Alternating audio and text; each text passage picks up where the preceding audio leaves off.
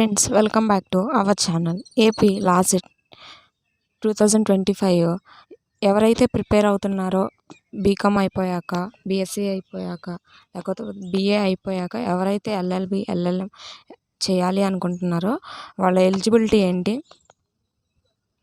Exam pattern ఏంటి, syllabus ఏంటి, exam date ఏంటి, రిజిస్ట్రేషన్ ఎప్పుడు స్టార్ట్ అవుతుంది, how to crack the exam అనేది ఈ వీడియోలో చెప్తాను. ముందుగా మన ఛానల్ని లైక్ చేసుకోండి, సబ్స్క్రైబ్ చేసుకోండి. ఏమైనా డౌట్ ఉంటే కామెంట్ చేయండి. ఇంకా వీడియోలోకి వెళ్ళిపోదాం.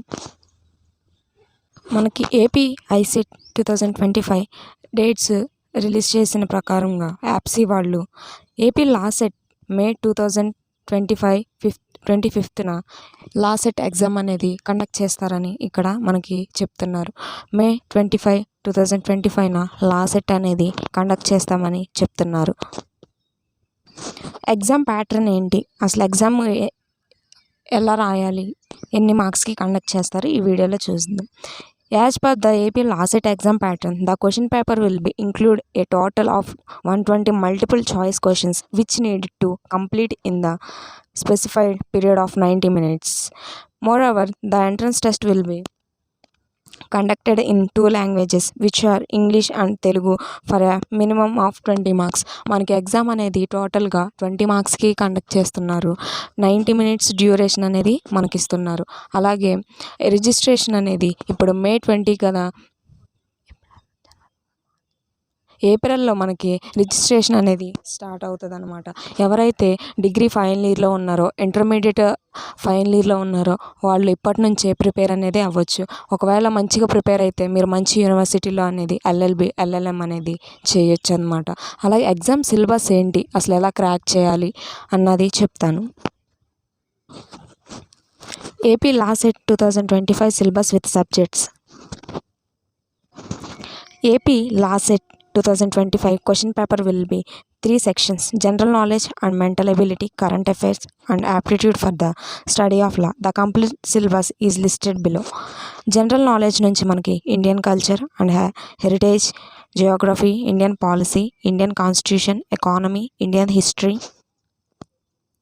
అలాగే మెంటల్ ఎబిలిటీ నుంచి directions and distance, linear arrangement, complex arrangement, analogies, verbal series, non verbal series, coding and decoding, blood relations, symbols and nations, notations, alphabet test అనేవి మనకి మెంటల్ ఎబిలిటీలో వస్తాయి అన్నమాట. అలాగే analytical reasonings, classifications, data interpretation test ఇవన్నీ మనకి ఎబిలిటీలో వస్తాయని చెప్తున్నారు.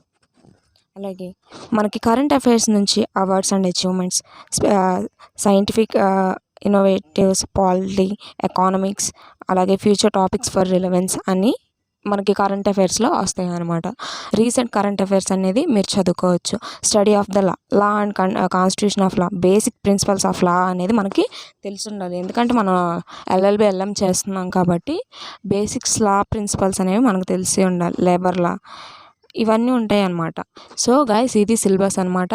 రిజిస్ట్రేషన్ డేట్ రిలీజ్ చేశాక అలా కేటగిరీ వైజ్ రిజిస్ట్రేషన్ ఫీ అంతా ఎలా రిజిస్ట్రేషన్ చేసుకోవాలి అనేది చెప్తాను, వీడియో చేస్తాను. మీకు ఏమైనా డౌట్ ఉంటే ఖచ్చితంగా కమెంట్ చేయండి, మీకు ఇన్ఫర్మేషన్ అనేది ప్రొవైడ్ చేస్తాను అనమాట. అలాగే how to crack the exam మీరు ఫైనల్ ఇయర్లో ఉన్నప్పుడు, ఇప్పుడు ఎవరైతే ఇంటర్మీడియట్ కానీ డిగ్రీ ఫైనల్ ఇయర్ చదువుతున్నారో వాళ్ళు కంపల్సరీగా ఫైనల్ సెమ్లో ఉన్నప్పుడు మీరు ఎగ్జామ్కి అనేది ప్రిపేర్ అవ్వండి. మంచి ర్యాంక్ వస్తే, మంచి మార్క్స్ వస్తే మంచి యూనివర్సిటీలో మీకు సీట్ అనేది వస్తుంది. ఎందుకు పదే ఇది చెప్తున్నానో ఒకసారి గుర్తుపెట్టుకొని ప్రిపేర్ అవ్వండి అనమాట. So guys, thank you for watching this video. మన ఛానల్ని లైక్ చేయండి, షేర్ చేయండి. ఏమైనా డౌట్ ఉంటే కమెంట్ చేయండి.